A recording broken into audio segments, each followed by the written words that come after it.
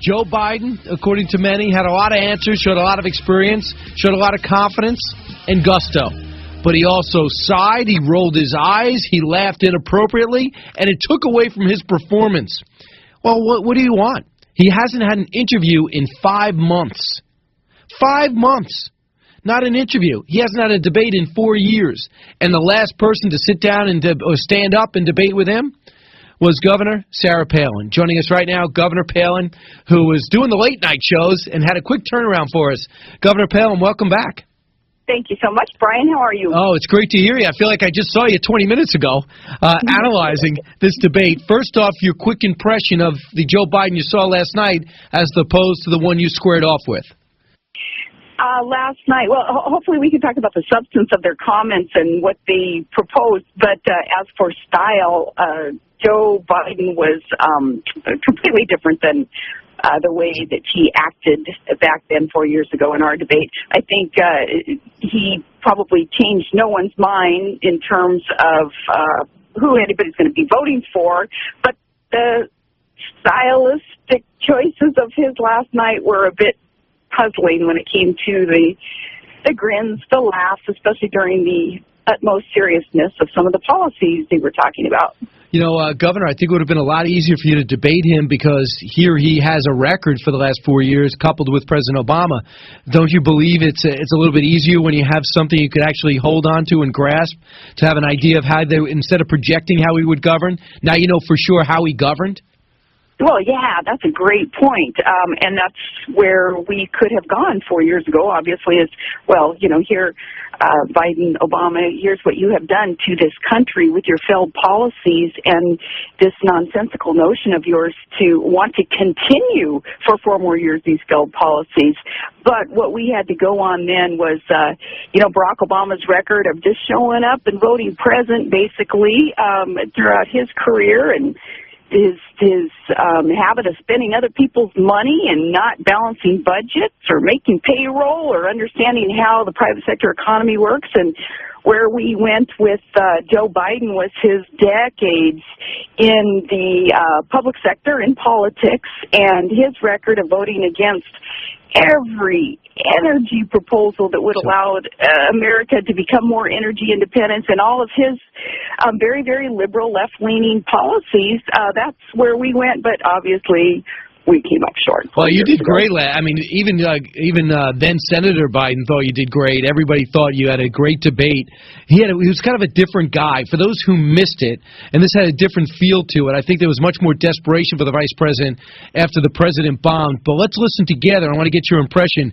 This is one of the a couple of the 82 times Joe Biden interrupted Paul Ryan. Cut 8. 7.4 million seniors are projected to lose the current Medicare Advantage coverage they have.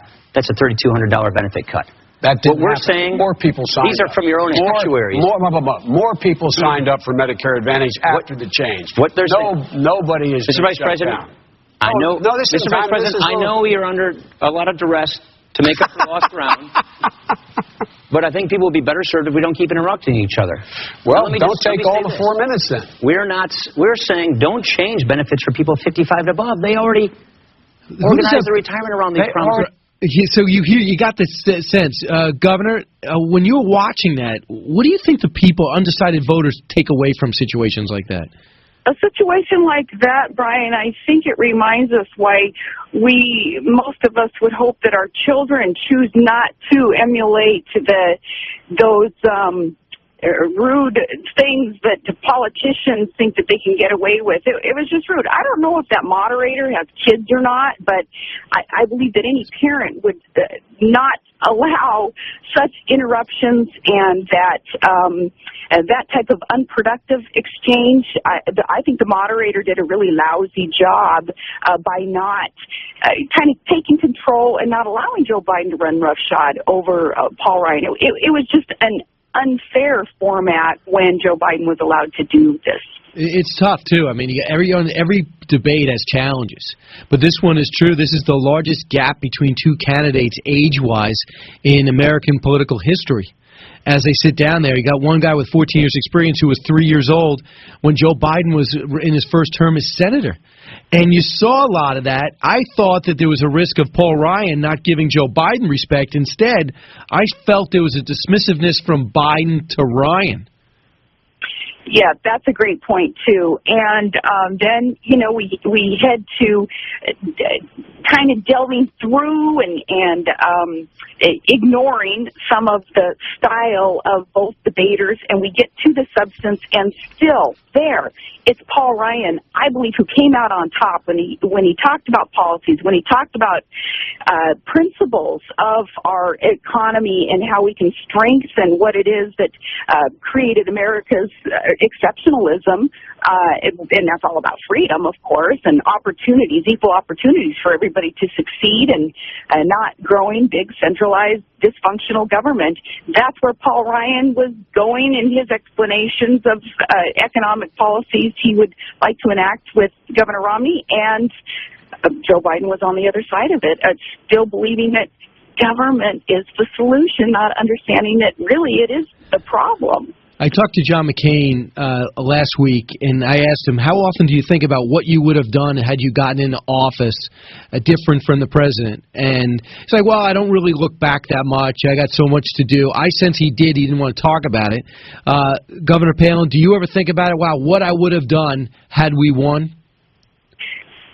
I'm there with Senator McCain and not looking backwards, but certainly when I see President Obama screwing up left and right and, you know, blaming others and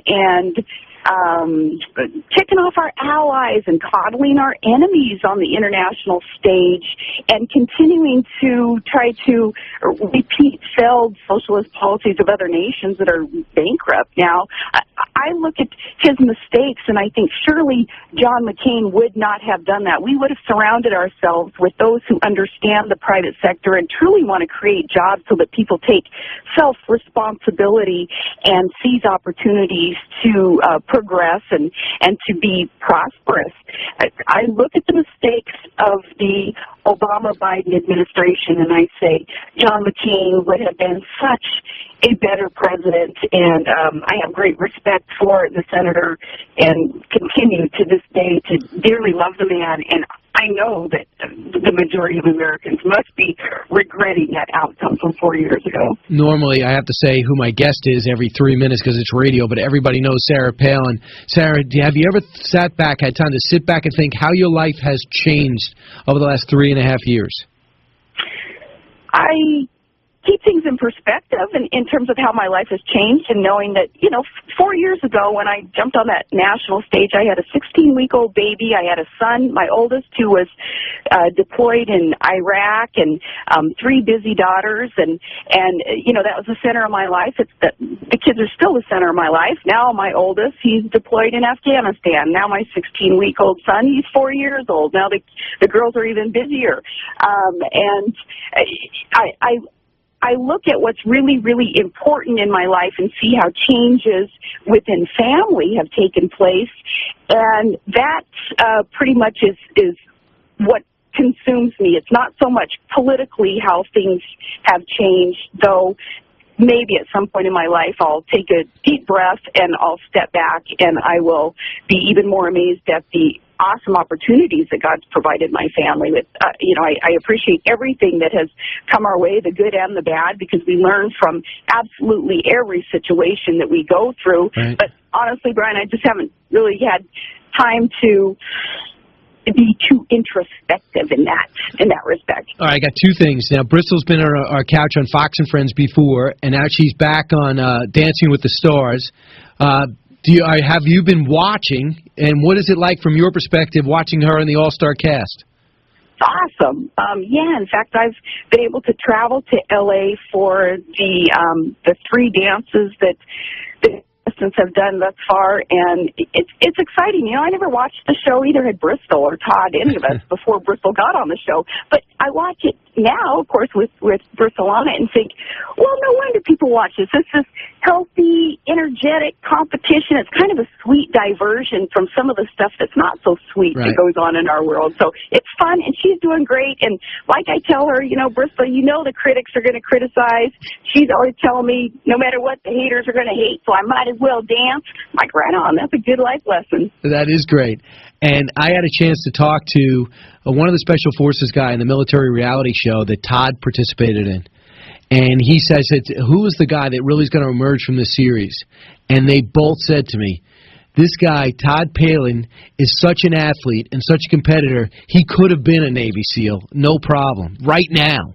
He's an underrated athlete and competitor, isn't he, your husband?